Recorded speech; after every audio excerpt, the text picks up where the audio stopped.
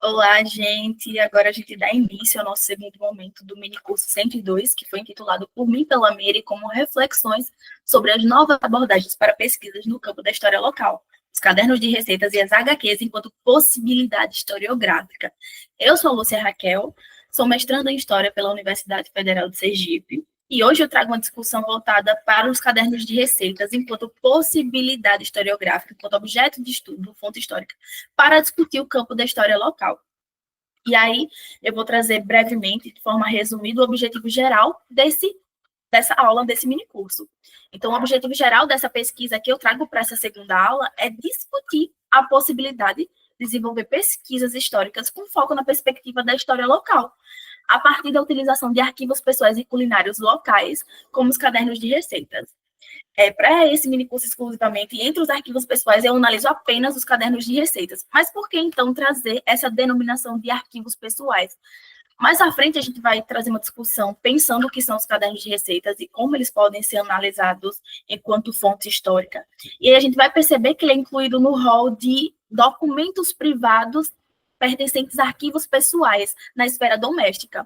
E aí, tanto o José de Assunção Barros quanto o Piano Bezerra Menezes, eles vão trazer discussões que estabelecem relações entre os arquivos pessoais enquanto fonte, possibilidade historiográfica. Então, nesse sentido, eu trago esse campo de arquivos pessoais que envolve tanto cartas quanto diários produzidos na esfera doméstica, assim como os cadernos de receitas, que funcionam como possibilidade para a gente pensar também a história local, não só exclusivamente a história local, mas também. E aí, para a gente entender como a gente vai chegar nessa discussão geral, eu trago alguns outros objetivos específicos, trago 4 desses. Uma das primeiras intenções para a gente entender é debater a relação entre a história local e a história da alimentação. É possível traçar uma união entre esses dois campos? De que forma a gente pode desenvolver uma pesquisa voltada para o campo da história local, mas a partir de perspectivas da história da alimentação, ou vice-versa? Essa é uma discussão que eu trago na minha pesquisa. Eu sou mestranda no programa de História e trabalho com a perspectiva da história da alimentação a partir, influenciado por métodos e teorias da história local, já que eu desenvolvo uma pesquisa voltada para os cadernos de receitas produzidos numa cidade do interior de Sergipe, chamada Estância, a partir da segunda metade do século XX. E aí, baseado nessa minha pesquisa, é que eu trago essas discussões que eu acho que podem ajudar pessoas, pesquisadores, historiadores que queiram desenvolver pesquisas, tanto voltadas para o campo da história local, quanto para o campo da história da alimentação, utilizando enquanto objeto de estudo ou fonte histórica os cadernos de receitas. Então, a primeira intenção aqui desse minicurso é a gente trazer uma relação, um debate, uma discussão entre essa relação possível entre a história local e a história da alimentação. Um segundo objetivo desse minicurso é compreender o papel cultural e memorialístico dos cadernos de receitas. Para além de instrumento e de registro culinário, a gente passa a entender esses cadernos de receitas de outra forma, que os possibilitam ser pensados enquanto fonte histórica. E aí, esse já é o nosso terceiro ponto, discutir a função dos cadernos de receitas como fonte histórica, para pensar as tradições e as memórias dos pequenos espaços. Não só isso, quando a gente analisa os cadernos de receitas, enquanto fonte, a gente vai perceber nuances e aspectos de determinada localidade, determinada trajetória histórica da alimentação, mas nesse caso aqui eu foco nas tradições e memórias dos pequenos espaços. Pequenos espaços, entre aspas, faltam aspas aqui, é utilizado por José de Assunção Barros para se referir a esse aspecto da história local. E um quarto ponto, um objetivo, é analisar os métodos de leituras aplicados aos escritos culinários. A gente tem uma dificuldade, quem estuda os cadernos de receitas tem uma dificuldade para encontrar um método específico de leitura, mas a partir de algumas leituras a gente consegue traçar, incluir métodos de outros objetos de estudo do campo da história da alimentação. E com base nisso eu trago os métodos que eu analiso para auxiliar aqueles que também queiram trabalhar com os cadernos de receitas. E aí, com base nisso, eu também trago um arcabouçozinho do que é pensar, pesquisar os cadernos de receitas no contexto da minha localidade, minha localidade de pesquisa, e como isso traz algumas hipóteses e levantamento de resultados e dados sobre a alimentação do local. E aí, vamos entrar, né, na nossa discussão do minicurso. Eu inicio falando sobre essa relação entre a história local e a história da alimentação. Trago um panorama não trago um panorama, mas eu acho que é interessante para a gente entender essa possibilidade de relação, entender o campo da história da alimentação. A gente já falou na aula anterior sobre a história local, sobre o que é a história local, quais são as características dessa história local, como que ela se classificou enquanto campo historiográfico, enquanto abordagem metodológica e teórica. E a gente precisa entender um pouco também sobre esse novo campo da história, que é a história da alimentação, que por muito tempo não era trabalhado de forma exaustiva pelas pesquisas historiográficas, mas que tem aumentado do início do século XXI para cá. E aí, para a gente entender, para quem se interessar por entender esse panorama geral da história da alimentação, desde o contexto de transformação historiográfica mundial e brasileira, quanto no contexto de panorama da transformação mesmo da alimentação no Brasil e no mundo, eu trago alguns autores que podem ser pesquisados por vocês. O Flandre e o Montanari, eles trazem uma abordagem geral sobre a alimentação mundial, entendendo do período clássico ao período contemporâneo, essa transformação da alimentação e das pesquisas. Ele traz esse arcabouço, o que eram as pesquisas históricas sobre alimentação no início, o que é que elas abordavam, para o que são as pesquisas desenvolvidas no final do século XX sobre a história da alimentação. Então, eles trazem todo esse panorama geral, falando sobre perspectivas de alimentos ancestrais. Então, todo esse panorama geral sobre a história da alimentação pode ser visualizado a partir do livro do Flandre e do Montanari, que é denominado como História da Alimentação. E aí, uma segunda obra interessante e importante para a gente discutir esse panorama da historiografia da alimentação no contexto do Brasil e do mundo é a obra A História da Alimentação, Balizas Historiográficas, do Henrique Carneiro e do Piano Bezerra Menezes. Apesar de, na introdução, eles já deixarem claro que a intenção não é trazer um levantamento bibliográfico das obras que têm sido desenvolvidas a partir desse campo historiográfico, mas eles acabam fazendo isso.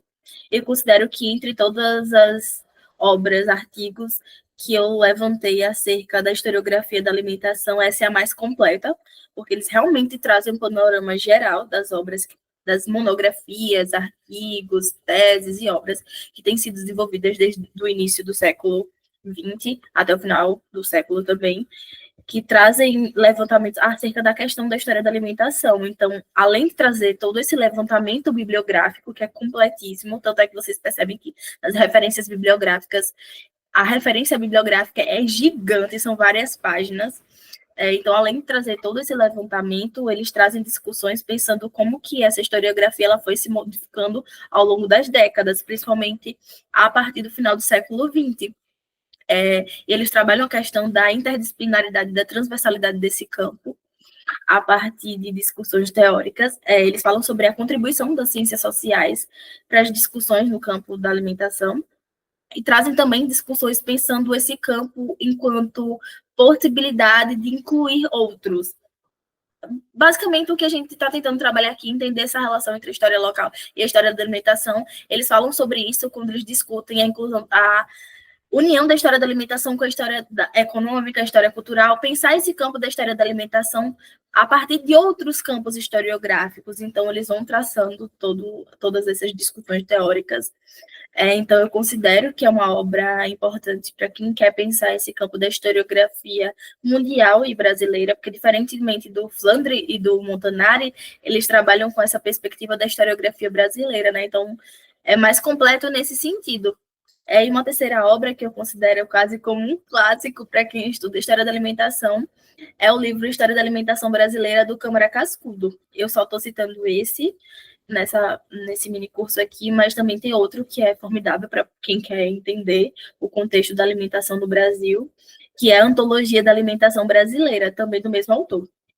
Apesar do Câmara Cascudo não ser historiador, em ambas as obras ele faz um levantamento exaustivo de documentos históricos, fontes, testemunhos, história oral, que discutem esse campo da alimentação. Então, assim, diferentemente das duas obras que eu citei inicialmente, que trabalham com o campo da historiografia, Câmara Cascudo, ele faz isso de forma resumida ou simplista, mas a intenção dele, porque essa obra do Câmara Cascudo é tão importante para quem trabalha com o campo da história da alimentação, porque ele não pensa só as preferências alimentares, quais são os alimentos mais difundidos, na região brasileira, mas ele discute também a alimentação enquanto elemento simbólico. Ele pensa a sociedade brasileira, o ser brasileiro a partir da alimentação. O brasileiro ele tem uma forma específica de se expressar enquanto comida, como que a comida é expressa através da linguagem do brasileiro, como é que o brasileiro ele come esse alimento, tem todo um sentimentalismo, toda uma simbologia por trás de se alimentar do brasileiro, e isso ele fala não só em relação à culinária brasileira, mas o modo de se portar diante da comida. Então, são várias reflexões sociais, antropológicas e culturais que o autor ele se debruça para pensar a cultura, a comida mesmo como cultura e como elemento social e também histórico, porque ele faz essa transição pensando esses contextos históricos, se assim eu posso escrever como ele trabalha com o campo da alimentação, da história da alimentação no Brasil. Então, por isso que eu cito que ele é importante. Eu acho que grande parte das obras que a gente vê, as pesquisas históricas que a gente vê falando sobre a história da alimentação no contexto do Brasil, utilizam o Câmara Cascudo, porque, assim, pensar simbologia e representação cultural voltada para a alimentação e não citar o Câmara Cascudo é quase impossível. E aí, para a gente, por que eu cito esse panorama geral e essas obras? Porque elas são interessantes. A gente já falou sobre a história local, que é esse campo, e é importante para quem se interessa também entender o que é o campo da história da alimentação, pesquisar sobre essas 3 obras que eu considero como imprescindíveis ou essenciais para essa discussão. E aí eu trago isso para a gente entender de que forma que a história local ela pode ser incluída nessa discussão do campo da alimentação, como que elas podem ser relacionadas. E aí eu trago uma discussão inicial para a gente pensar a relação entre para a gente entender, na verdade, desculpa que me confundi, trago uma discussão inicial para a gente entender o que eram as pesquisas voltadas para o campo da alimentação, como que elas eram desenvolvidas inicialmente e como elas passaram a ser desenvolvidas no final do século XX para o início do século XXI, porque aqui a gente vai conseguir enquadrar a história local nesse campo. Inicialmente, as pesquisas elas privilegiavam a análise de preferências alimentares, o gosto por determinados alimentos, a preferência por determinados pratos, citar exatamente quais eram os ingredientes que eram mais trabalhados nas comidas, quais que eram os alimentos que eram mais colocados em determinado prato culinário, qual que era o prato típico dessa sociedade. Então, essas questões eram voltadas mais para uma análise culinária gastronômica. Com o passar do tempo, alguns anos depois, passou a incluir uma discussão mais nutricional e medicinal, pensando essa comida como elemento de cura também. Mas, inicialmente, esse alimentar era voltado mais para uma discussão do comer mesmo, pensando essa questão de preferências e gostos e paladares. E aí, com o passar do tempo, mais precisamente no final do século XX e início do século XXI, essas pesquisas passaram a discutir os comportamentos, os modos à mesa, as relações afetivas e sociais com a comida, e então a alimentação ela passou a ser percebida como prática social e categoria histórica. Então, é a partir daqui que a gente consegue entender a relação que pode ser construída entre a história local e a história da alimentação. Aqui a gente entende que o alimentar ele vai além de uma questão natural e biológica. Ele passa a ser uma categoria histórica e cultural. O alimentar vai dialogar com relações sociais de determinada sociedade, ele vai expressar, simbolizar, representar elementos de um local, de determinado período. Então, a comida e a alimentação vai além do simples alimento em si. Ele dialoga toda com a relação social, econômica, agrícola. Então, é nesse sentido que essas pesquisas elas passam a ser pensadas também a partir dessas perspectivas interdisciplinares, o alimento enquanto categoria social, cultural, enquanto categoria econômica. Então, essas relações passam a ser possíveis. Essas pesquisas elas passam a ser interdisciplinares porque pensam a história da alimentação com a união de outras perspectivas, ou seja, a história da alimentação ela passa a ser pensada também enquanto possibilidade para pensar a história econômica, a história cultural, a história das mulheres, entre várias outras questões. Então, é nesse sentido aqui que a gente tem a possibilidade de pensar também em história local, porque a partir da história local, a gente pode identificar a alimentação de determinada região através das especificidades locais, ou seja, esse alimento local, essa comida típica, esse prato típico, ele reflete sobre as questões do próprio ambiente. Então, é nesse sentido que eu acho que há uma possibilidade gigantesca em quem trabalha com a história da alimentação, discutir também na perspectiva da história local, tanto utilizando a história local quanto campo de observação, quanto pensando a história da alimentação à luz da história local, que é como eu pesquiso o meu objeto de estudo. E aí vamos mais adiante para a gente entender um pouco o que seria nosso objeto de estudo, que eu proponho aqui como fonte histórica para a gente discutir história da alimentação. E a gente vem para os cadernos de receitas. O que são esses cadernos de receitas? Em que período eles eram mais produzidos, escritos, manuseados, utilizados na cozinha? Do que esses cadernos tratam? O que é que eles trazem? Bom, inicialmente os cadernos de receitas eram pensados apenas enquanto instrumento linguístico, instrumento de transmissão culinária, né? Por muito tempo ele foi pensado apenas como uma forma de registrar aqueles saberes da cozinha, aquelas receitas que a gente não queria esquecer. E aí, a partir do século XX, esses cadernos eles passaram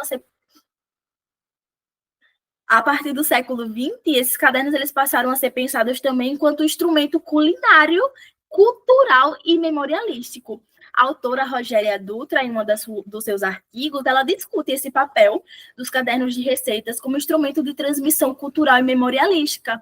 Através das receitas, desses cadernos de receitas, ela indica que não são transmitidos apenas saberes culinários, mas são transmitidos elementos culturais de determinada sociedade, são registrados e repassados memórias individual daquele que escreve e também da sociedade. E ainda mais adiante dessa discussão, pensando esses cadernos de receitas como possibilidade de pesquisa mesmo e objeto de estudo, a gente passa a entender que, para além de ensinar o outro, aquele que quer aprender sobre as questões culinárias, sobre as artes, atividades da cozinha, como assim a gente pode falar, e registrar também esses saberes, a partir dos manuscritos culinários contidos nesses cadernos, são repassadas memórias e tradições do local. Então, assim, estas que são simbolizadas através de práticas alimentares e hábitos à mesa registrados no caderno. Então, a gente chega à conclusão que, para além de registrar receitas, transmitir essas receitas para alguém, através desses cadernos, dessas receitas, também são transmitidas memórias do indivíduo que escreveu e também memórias coletivas. Pensamos, quando eu escrevo uma receita, registro em um caderno a receita de determinado alimento, determinado prato, aquela receita, ela dialoga com alguma memória minha. É uma memória de uma alimentação que já era consumida pela minha família, que é consumida por mim, e eu quero que ela seja resguardada. Então, é uma memória minha dessa alimentação que eu quero transmitir. Então, nesse sentido, passa a ser uma memória individual, mas também é um instrumento de registro de memória coletiva, no sentido de que essa alimentação, ela dialoga com a memória da sociedade, no sentido que determinado prato é uma cultura alimentar da região. Então, nesse sentido, a gente pode perceber também, a gente pode trazer uma discussão em que sentido... Vamos pensar em que sentido alguns alimentos, alguns pratos, eles são registrados nos cadernos e outros não. O que isso reflete? O que isso quer dizer? E isso também reflete as tradições do local. Normalmente eram registrados receitas mais tradicionais e populares, consumidas nos períodos anticotidianos de festividades. Ou seja, esses pratos que normalmente são tidos como típicos ou tradicionais, são resgatados, resguardados e transmitidos para as outras gerações através desses cadernos. Ou seja, para além da gente identificar que são registradas receitas simples para serem produzidas no âmbito doméstico, essas receitas elas também servem para a gente pensar essas memórias da autora, da memória coletiva da família, da sociedade que ela viveu, dessas tradições desse local também, baseado nas próprias tradições culinárias, que reforçam essas tradições locais. E aí, um terceiro ponto que a gente pode extrair aspectos da sociedade e aspectos da alimentação do local também, é por meio da materialidade do objeto, a própria página do caderno, a própria diagramação, a própria inclusão de adicionais, como escritos de receitas já impressos, de latinha, fontes, ilustrações, essas de tipos diversos, adereços nos cadernos, a forma da escrita, do parágrafo, a mudança da letra, a autoria do caderno, a data. vão refletir aspectos culturais, econômicos e sociais da comunidade do período em que ele circula. Vamos pensar mais um pouco sobre a relação desses cadernos com os aspectos locais e sociais.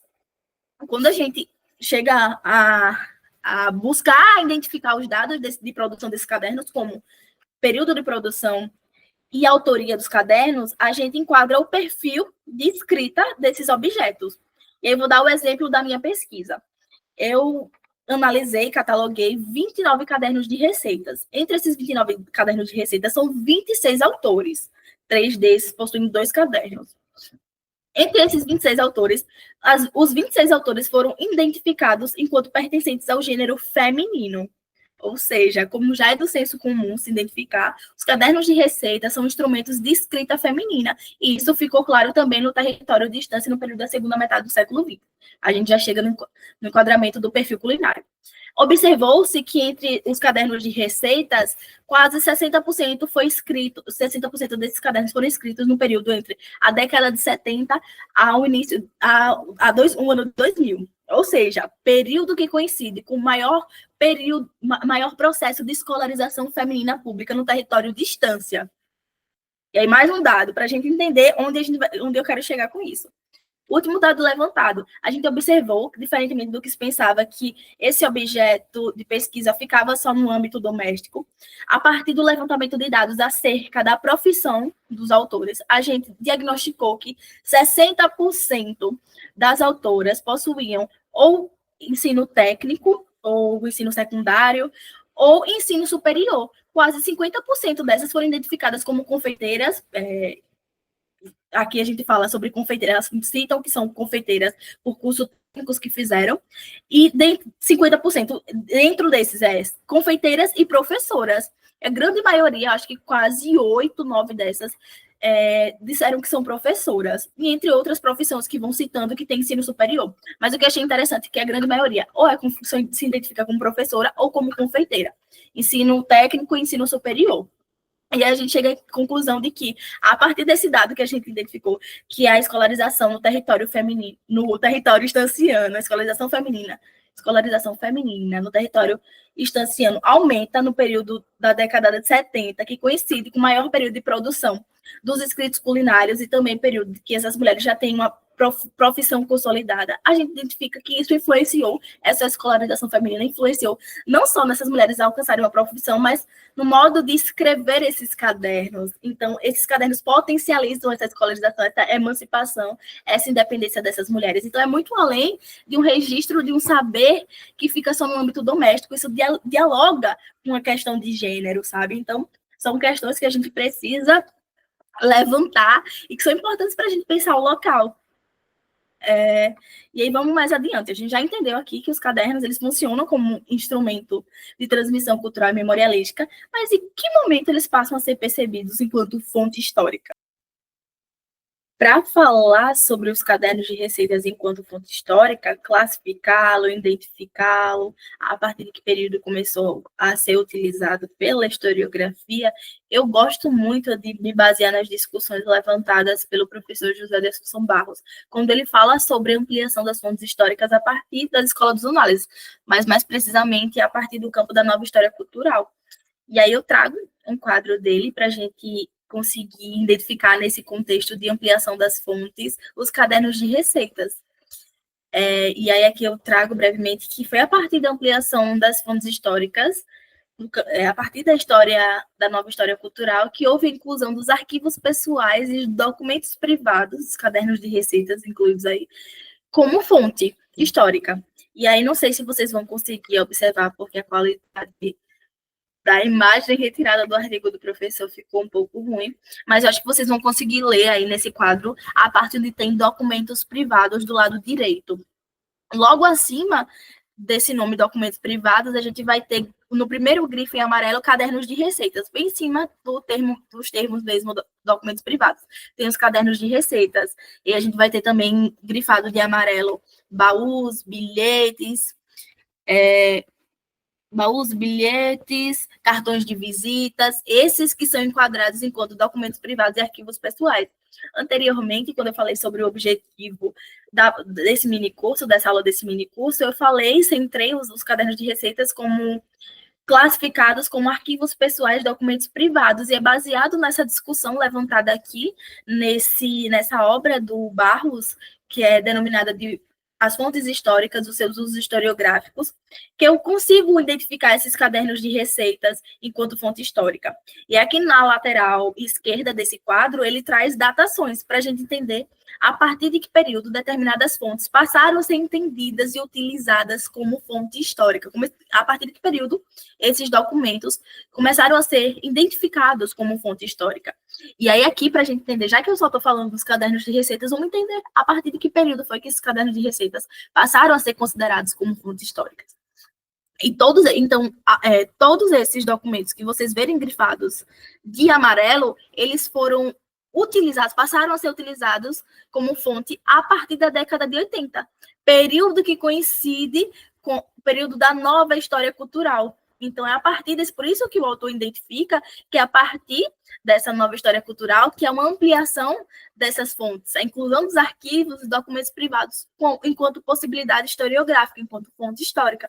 Então, aqui a gente identifica também os cadernos, o período que os cadernos passaram a ser considerados, classificados como fonte histórica.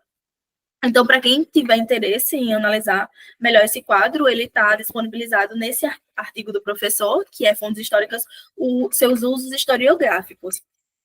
E aí, já que a gente já entendeu, já identificou esse caderno de receitas como instrumento cultural, memorialístico, enquanto fonte histórica, vamos mais à frente. E aí aqui eu trago algumas possibilidades de fontes que podem ser analisadas de modo comparado aos cadernos de receitas. Claro, os cadernos de receitas podem ser analisados de forma exclusiva, mas também há outras possibilidades para a gente pensar esse debate da alimentação local. E aí eu trago as fontes que eu utilizo e que podem ser possíveis para outros contextos de outras cidades, outras comunidades, para quem quer analisar ou analisa os cadernos de receitas de determinada região. E aí, além dos cadernos de receitas, a gente pode trazer como base de fonte para comparar com esses cadernos de receitas, fotografias locais que tragam aspectos de alimentações, de refeições em comum, para trazer evidências desses pratos que eram consumidos, de como que essa população se portava à mesa, o que é que mais tinha de características nessas refeições, nessas alimentações, em que período normalmente esses pratos eram consumidos. Esses alimentos que são citados nos cadernos como alimentos de determinada festividade, nessa fotografia dessa festividade, ele está destacado, então dá para você basear, não em caráter de mostrar se é factual que tem nos cadernos de receitas, mas em caráter de comparação mesmo, levantamento de evidências. Outra possibilidade de fonte para comparar são os periódicos de jornais local. Eles vão trazer diagnósticos de alimentação, vão falar sobre determinada festividade, sobre determinado período, ou determinado alimento que está sendo consumido, vendido na região.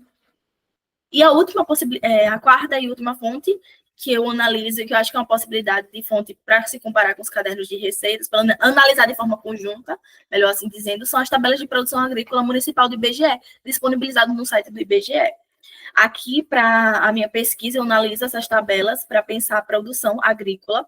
Entre os alimentos mais citados nesse caderno de receitas, como ingredientes de alguns pratos, eu identifico, entendo por que eles são mais consumidos a partir dessas tabelas de produção agrícola municipal do IBGE.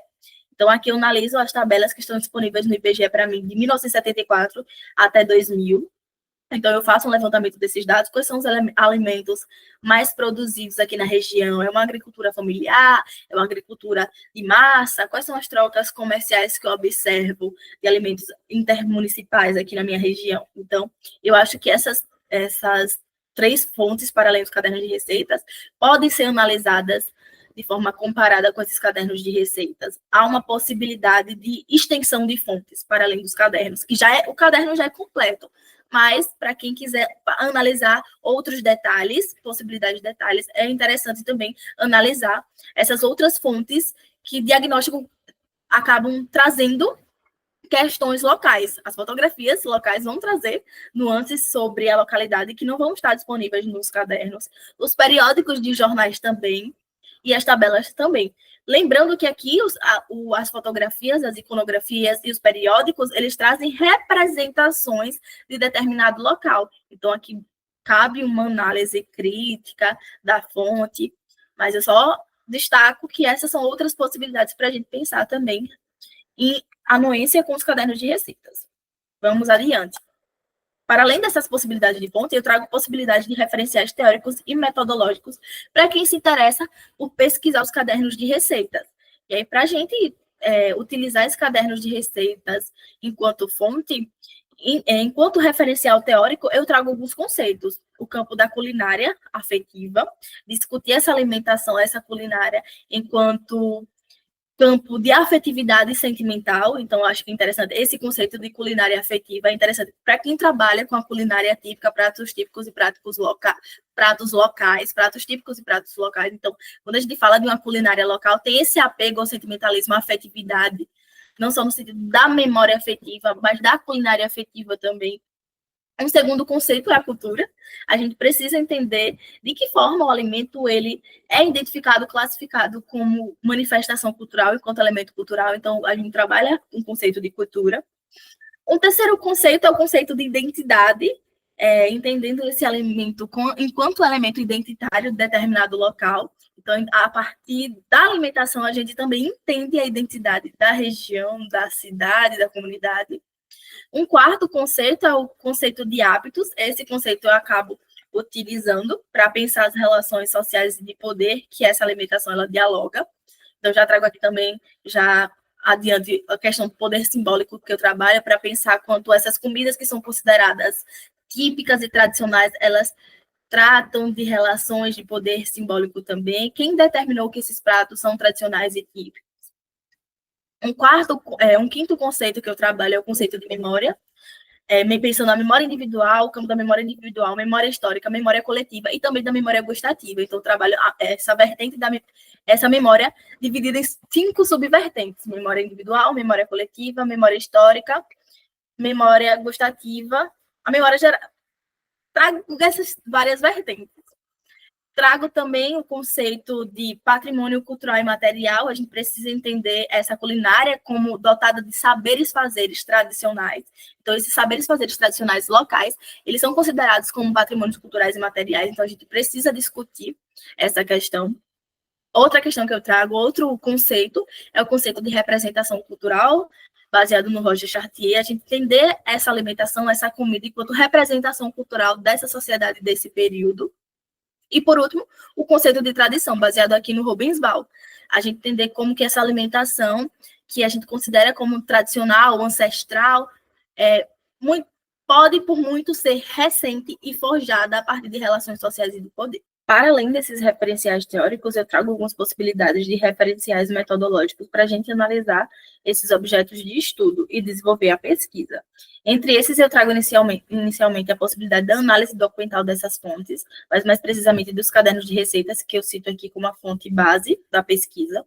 Um segundo ponto é a aplicação de questionários com os autores ou conservadores desse artefato, porque através da aplicação desses questionários a gente vai levantar dados que não estão visíveis na análise documental desses cadernos. Então, vem dados, aspectos da própria alimentação, da própria localidade, que o autor vai citar que não está descrito nesses cadernos, ou por falta de espaço, ou por falta de interesse em estar descrito aí. Então, quando a gente aplica esses questionários, vão ser levantadas outras questões pela memória do entrevistado.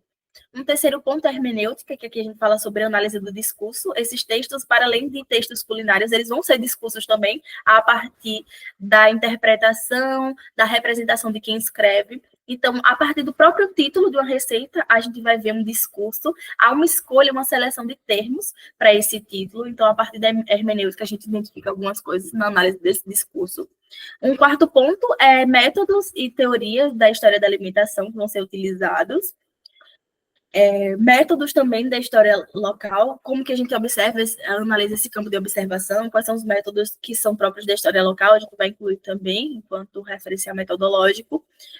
O penúltimo ponto é a revisão bibliográfica, o levantamento das bibliografias que trabalham sobre alimentação, sobre cadernos de receitas, sobre estância, então todo esse levantamento geral. E a revisão de escopo. A revisão de escopo seria uma revisão mais centralizada no foco no objeto de estudo, nesse caso aqui os cadernos de receitas. Então, a pesquisa, o levantamento de pesquisas que trabalham especificamente com o meu campo de estudo, com o meu objeto de estudo. Então, essas são as possibilidades, rapidamente eu trago, de conceitos e de métodos para quem quer pesquisar história da alimentação em relação com a história local e os cadernos de receitas enquanto objeto de estudo e fonte. Vamos adiante agora para a gente pensar a metodologia a ser aplicada aos próprios cadernos de receitas. Eu citei anteriormente que não existe uma metodologia, até hoje eu não consegui identificar, uma metodologia específica para quem trabalha com cadernos de receitas e analisá-los enquanto fonte. Mas, a partir de uma obra da dissertação do autor Salles, que eu cito nas minhas referências bibliográficas, eu consegui identificar uma metodologia do autor Herman Brut Cabreira, do livro Sabor Impresso, que ele acaba destacando métodos de se aplicar a quem analisa o campo da alimentação na história. E a partir desse diagnóstico desse autor, que eu utilizo esses métodos de leitura dele para analisar os cadernos de receitas. Então, ele divide essa metodologia, esse método de leitura, a partir de 4 leituras. Uma primeira, ele nomeia de leitura técnica.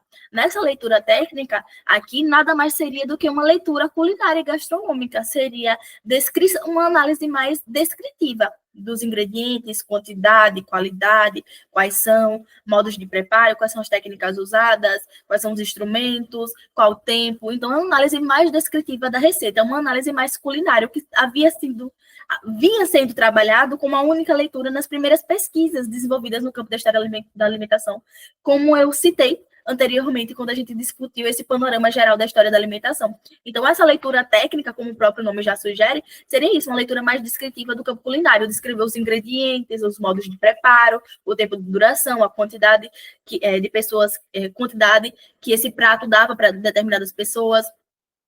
Uma segunda leitura sugerida é a leitura de procedência. Após de identificar quais são esses ingredientes que são utilizados nos pratos, a gente vai identificar a origem desses alimentos. Exemplo, num bolo a gente sabe que os ingredientes são ovos, leite, açúcar. Se o bolo é de determinado alimento, bolo de laranja, a gente vai ter inclusão do alimento laranja. E aí o autor identifica aqui que nessa leitura de procedência a gente vai entender a origem desses alimentos que são utilizados para produzir esse prato. Então a leitura de procedência fala sobre a origem da alimentação. É uma origem ancestral, é uma origem local, esse alimento aqui que está sendo utilizado nessa receita exclusivamente, ele tem origem na produção agrícola local. Aqui a gente já entra no campo mais da localidade, identificar os aspectos locais a partir do campo da produção agrícola. Uma terceira leitura é a leitura da memória. Essa leitura aqui vai interagir com as reflexões do próprio autor que escreve, mas da própria comida também. Quando eu falo aqui que os cadernos de receitas, eles podem ser identificados enquanto instrumento de transmissão de memória, é a partir dessa leitura aqui do autor que a gente consegue identificar essa memória. Ele fala que após a gente ter identificado os ingredientes, a origem dos alimentos que são utilizados nesse prato, a gente precisa entender de que forma esse alimento ele dialoga com a memória individual e coletiva. Esse prato, vamos dar o exemplo de novo do prato mais comum, bolo. O bolo interage com que memória? Com a memória afetiva do indivíduo? É com a memória ancestral? Esse bolo é um alimento ancestral? De que forma ele dialoga com a memória dessa localidade? É uma memória festiva? Ele remete a lugares de festividade, espaços de festividade? Qual é o espaço de memória que dialoga com esse prato? Então, todas essas discussões, essa leitura da memória, todas essas discussões são trazidas por essa leitura da memória, como propõe o autor. E a última leitura, como o próprio nome já sugere, a leitura etnológica, ela vai refletir as manifestações culturais, elementos culturais contidos nessas receitas. Então, de que forma esse alimento ele vai me trazer reflexões sobre essa cultura, sobre a cultura local dessa alimentação. De que forma ele dialoga com essas representações, de que forma ele é uma representação cultural dessa sociedade, dessa comunidade. Então, são esses 4 métodos de leitura que eu utilizo para analisar os cadernos de receitas e as receitas, por assim dizer. Então, não basta só a gente fazer um levantamento quantitativo e descritivo de quantas receitas tem nos cadernos, quais são. A gente precisa analisar essas receitas dentro desse método de leitura, entendendo a leitura técnica, os ingredientes e modos de preparo utilizados, a origem dos alimentos contidos nos pratos, a leitura da memória, de que forma essa receita ela vai dialogar com a memória individual e coletiva dessa sociedade, e de que forma ela vai ser uma representação cultural do espaço também. Então, é esse método que eu utilizo para fazer a leitura dos cadernos de receitas e que eu acho interessante também para quem trabalha com esse objeto de estudo. E ainda mais adiante, para a gente entender na prática como é que esse método de leitura vai trazer reflexões locais, eu trago um pouco da minha pesquisa para a gente pensar a importância dessa metodologia. E eu trago reflexões a partir da culinária estanciana. A partir da leitura técnica, eu vou trazer um levantamento dos principais alimentos que são contidos nos ingredientes de determinados pratos. E aí, no levantamento geral que eu faço das 2.461 receitas que eu analiso, entre todas essas receitas, a gente chega à conclusão de que, entre os alimentos que são mais utilizados nesses pratos, a gente identifica o açúcar, a ameixa, a banana, o cacau, o caju, eu coloquei aqui a imagem do camarão, representativa do camarão, mas o camarão aqui está representando todos os mariscos, se assim a gente pode dizer. E aí era para colocar o camarão, o aratu, entre outros. Aí eu trago o camarão, o caranguejo, o coco, a laranja, a farinha de trigo, o leite, a mandioca ou macaxeira, o milho e os ovos. Esses são a gente tem quantos elementos aqui? Os 14 elementos que mais aparecem de forma repetitiva nos pratos. E aí isso foi baseado na minha leitura técnica. Mas só isso não vai me fornecer informações acerca da alimentação local, do aspecto da sociedade, se assim a gente pode dizer, no período. E aí, com base só nessa tabela e nas outras leituras que a gente vai aplicando, a leitura da memória, a leitura etnológica e a leitura de procedência, a gente chega a alguns indícios. Primeiro ponto que eu trago é que as preferências alimentares são um reflexo da produção agrícola municipal, baseado nessas tabelas fornecidas pelo IBGE, de 1974 a 2000, eu chego à constatação que 3 desses alimentos mais consumidos na região são provenientes de uma produção familiar local. Então, a laranja, o milho, o coco, mas principalmente a laranja e o coco, são os alimentos mais produzidos na região de Estância, altamente produzidos. O coco, inclusive, entre os municípios sergipanos, Estância é o maior fornecedor de coco para exportação e para a própria subsistência da população. Então, essa alta produção reflete no alto consumo também desses alimentos. E a gente chega à conclusão, aí a gente chega a uma discussão. E esses outros alimentos que não são altamente produzidos na região, qual a relação dele, então? Por que eles são mais consumidos? E aí, quando a gente vai chegar numa reflexão, na minha dissertação, inicialmente eu trago essa relação da influência do período colonial nas preferências alimentares, na cultura alimentar estanciana. A gente percebe que, pelas relações comerciais mantidas entre Estância e alguns municípios circunvizinhos, limítrofes, como Santa Luzia do Itanhi, Itaporanga da Ajuda, Indiaroba e alguns outros. Essas relações que se construíram no período colonial proveniente da rota do açúcar, do transporte do açúcar, da produção do açúcar que eram feitas nesses municípios e transportados para a Estância, Escoar, para a Bahia, essas relações continuaram sendo mantidas. E hoje, nesse período da segunda metade do século XX, eram observadas a partir dessas trocas comerciais de alimentação, de alimentos que eram consumidos na região. Ou seja, a banana, ela não é produzida na região, mas ela é produzida fortemente em um desses municípios que eu cito, que são os maiores nas relações comerciais com Estância. Então, a gente observa que as relações comerciais intermunicipais, iniciadas no período colonial, elas influenciaram na compra e alto consumo de alimentos que não são produzidos na localidade durante o século XX. Outra hipótese que a gente levanta é que o gosto pelo açúcar e a preferência pelos pratos doces simbolizam o apego a uma tradição colonial em relação ao consumo do açúcar. Mas também ela vai representar a seleção de transmissão de pratos anticotidianos. Ou seja, considerados como comidas, os pratos doces eram considerados como comidas indispensáveis para momentos de festividades e refeições em comum ou coletivas.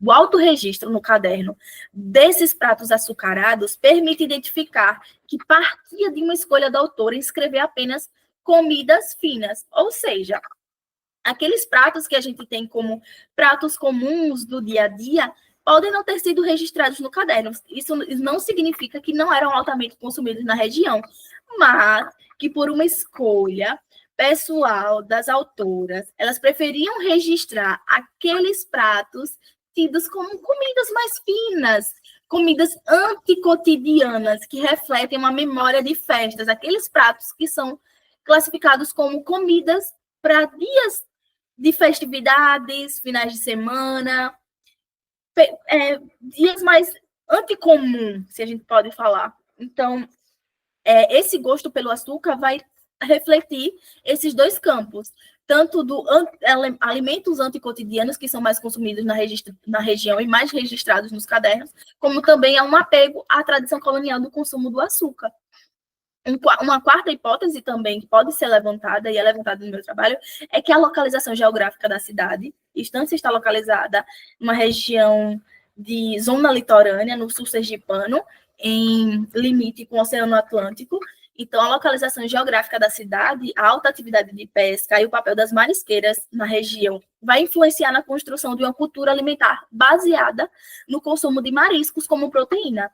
Para além das tradicionais carnes bovinas e de aves, os mariscos, em específicos aratu e camarão, e também o caranguejo, que eu mostro na tabela, são a base de diversos pratos, diferentemente do que a gente imaginou encontrar entre receitas de diversas receitas com base em carne bovina e carne de ave. A gente encontrou diversas receitas baseadas nesses alimentos, no aratu, no camarão, no caranguejo. Então, isso vai dialogar com essa atividade feminina das marisqueiras e da pesca, que é tão intensa na região devido à sua localização geográfica. Então, esses 4 pontos, eles não são levantados apenas pela minha leitura técnica.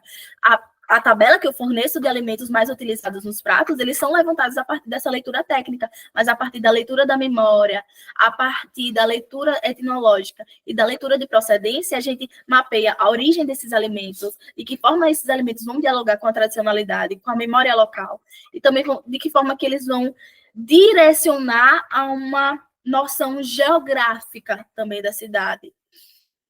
Então, eu acho que essa metodologia ela é a mais interessante para quem pretende ou analisa os cadernos de receitas como fonte. E aí, para a gente finalizar esse mini curso, essa aula desse mini curso, eu chego às considerações finais dessa pesquisa, dessa discussão que eu trago hoje para vocês, que é, enquanto fonte histórica, enquanto instrumento de transmissão cultural e culinária, os cadernos de receitas, eles contribuem para levantar indícios acerca da alimentação de determinado local, mas eles auxiliam também na identificação de aspectos gerais sobre o campo de observação selecionado. Os métodos de leitura que eles vão ser empregados a esta fonte, eles vão facilitar a compreensão acerca da formação da culinária à luz do lugar, já que questiona as origens alimentares, as manifestações culturais, as memórias registradas no caderno provenientes do espaço de produção desse material. Então, a gente percebe que os cadernos de receitas, eles não vão fornecer só instruções e aspectos da alimentação, eles vão fornecer um arcabouço geral dos aspectos da localidade, aspectos desses culturais, memorialísticos, tradicionais. Então, por isso que eu acho que os cadernos de receitas, eles são viáveis para quem quer analisar o campo, quer desenvolver pesquisas voltadas para o campo da história local. Utilizar os cadernos de receitas como objeto de estudo para a história local também é essencial e interessante. E aí, para finalizar mesmo a pesquisa, eu trago alguns referenciais bibliográficos, 2 livros do Barros de Assunção, do José de Assunção Barros, como eu já citei, fontes históricas, uma introdução aos usos historiográficos, o lugar da história local, que foi trabalhado também na perspectiva da aula do minicurso anterior. Um segundo Um terceiro texto que eu trago é da Ana Maria Costa Beber e da Suzana Gastal, que é Entendendo os Cadernos de Receitas como espaço de memória e saberes tradicionais. O Herman Brut Cabreira, que é o que me fornece a metodologia para a gente pensar esses cadernos a partir da obra do Sabor Impresso. O livro do Piano Menezes, do Henrique Carneiro, que é a História da Alimentação, Baleias Historiográficas, para a gente entender esse panorama da história da alimentação geral e brasileira. O livro História da Alimentação no Brasil, do Câmara Cascudo. O artigo da Rogéria Dutra, Registro, Memória e Transmissão Cultural, Entender os Cadernos de Receitas como elemento de transmissão cultural e memorialística. O livro do Flandre e do Montanari, que é a História da Alimentação, pensando esse panorama também da historiografia da alimentação em geral, no aspecto mundial. O livro do Freire, Açúcar, uma Sociologia do Doce, com receitas de bolos e doces do Nordeste, para a gente entender a influência do açúcar nas produções de pratos culinários no Brasil. E, por último, a dissertação do Alexandre Salles, para entender os cadernos de culinária familiar como espaço de recordação individual e coletiva. No mais é isso, eu espero que tenha contribuído para discussões, para quem se interessa pelo campo da história da alimentação, da história local e pelos cadernos de receitas. Até a próxima aula.